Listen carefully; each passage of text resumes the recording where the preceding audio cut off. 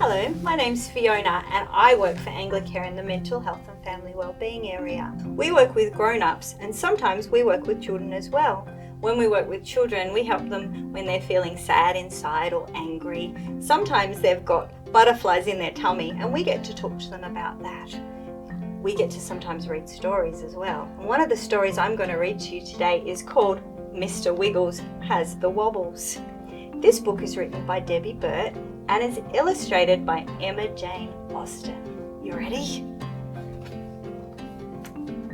Mr. Wiggles woke up early one Wednesday morning with wobbles in his belly. He thought the wobbles would go away, so he got out of bed. But the wobbles were still there. Mr. Wiggles wondered who or what invited the wobbles. He wondered and wondered and wondered. Did the wobble start because he had eaten something funny? No, that wasn't it. He had been sleeping and not eating.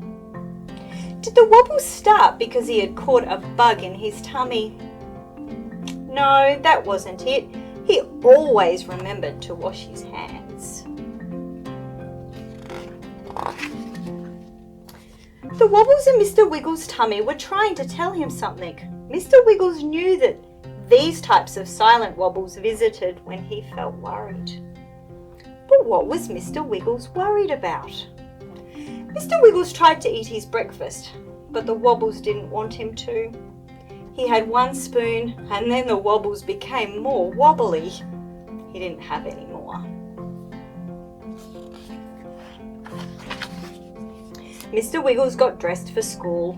He wondered why the wobbles were getting more wobbly and he was starting to feel weak all over his body.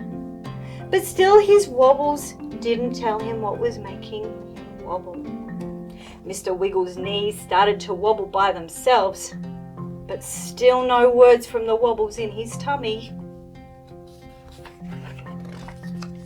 Mr. Wiggles wondered what it was his wobbles wanted to tell him. He packed his bag for school with his lunch and his swimming togs.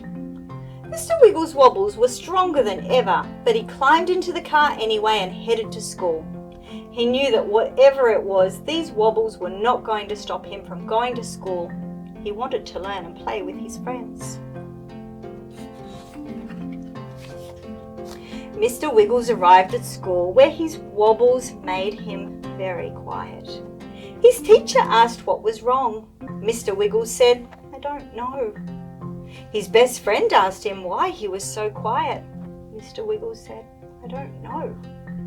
Mr. Wiggles couldn't concentrate. He was looking out the window, wondering why the wobbles were visiting him so much today. He started to feel sad. Mr. Wiggles started to cry. When he started to cry, his teacher went over and put her hand on his shoulder. Suddenly, the wobbles started telling Mr. Wiggles why they were in his tummy, and he blurted it out to the teacher. He shouted, "I don't want to go swimming. The other kids all laugh at me because I can't swim fast." The teacher helped Mr. Wiggles to name which kids were being mean, and together they came up with a plan about what to do if it happened again. He would say, "Stop being mean," and if they didn't, he would tell the coach. Mr. Wiggles started to notice that his wobbles were getting weaker. He started to feel stronger than his wobbles. Mr. Wiggles could concentrate again. He suddenly felt hungry and ate his apple.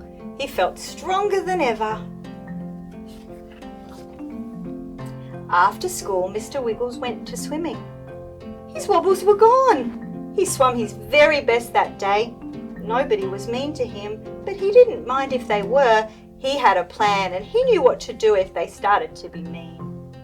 Mr. Wiggles thanked his teacher for helping him make a plan. He thanked his best friend for noticing that he was quiet. He rubbed his tummy and said, "Thank you, Wobbles. You showed me something was wrong and all I needed was a plan." The end. Wasn't that a lovely book about wobbles?